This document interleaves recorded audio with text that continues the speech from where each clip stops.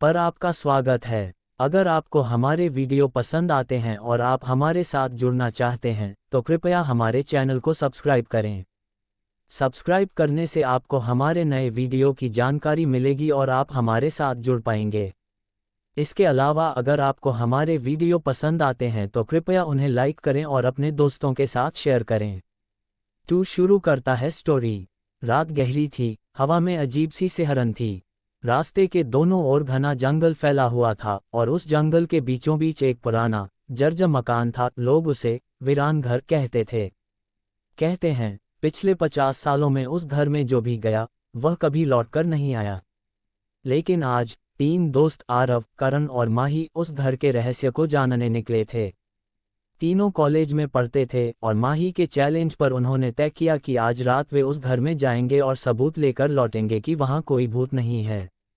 रास्ते में माही ने हंसते हुए कहा, अगर कुछ हुआ तो करण तुझे आगे भेजेंगे। करण ने जवाब दिया, मुझे डर नहीं लगता, लेकिन अगर भूत मिला तो तेरी सेल्फी जरूर लूंगा। आरव, जो सबसे शांत था, बोला, चलो मजाक छोड़ो, अब हम पास पहुंचने वाले हैं। जैसे ही उन्होंने लोहे के पुराने गेट को धक्का दिया, वह कर की डरावनी आवाज के साथ खुला। हवा में सड़न और नमी की गंध थी। घर के अंदर सब कुछ धूल से ढका हुआ था। फर्नीचर टूटा हुआ, दीवारों पर फफूंदी और पुराने तस्वीरें जिनकी आंखें जैसे उन्हें देख रही हों। माही ने अपने मोबाइल की टॉर्च ऑन की और सामने सीढ़ियों पर एक पुराना गुड्डा पड़ा था। फटे कपड़े, टूटी आंख, लेकिन मुस्कुराता चेहरा। ये तो बच्चों का खिलौना लगता है, माही ने कहा। तभी अचानक गुड्डे का सिर अपने आप घूम गया। तीनों के रोंगटे खड़े हो गए। करण चिल्लाया, ये क्या था? आरव बोला, शायद हवा होगी।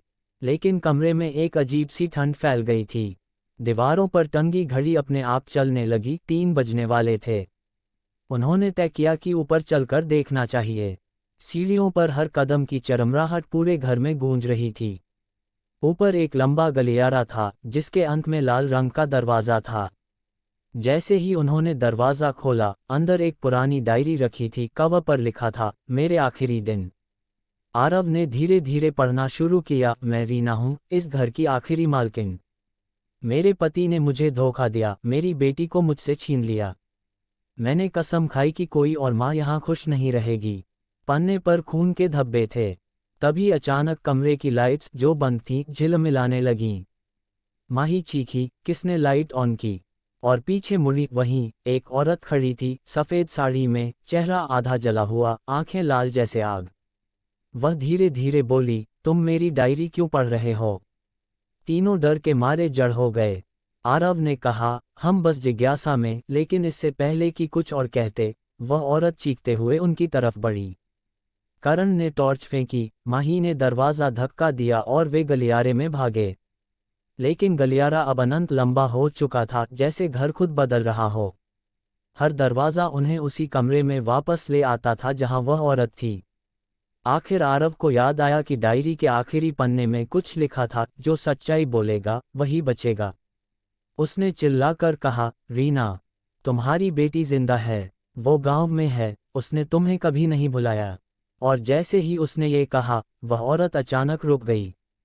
उसके चेहरे का जला हुआ हिस्सा धीरे धीरे सामान्य होने लगा, आंखों की आग बुझ गई।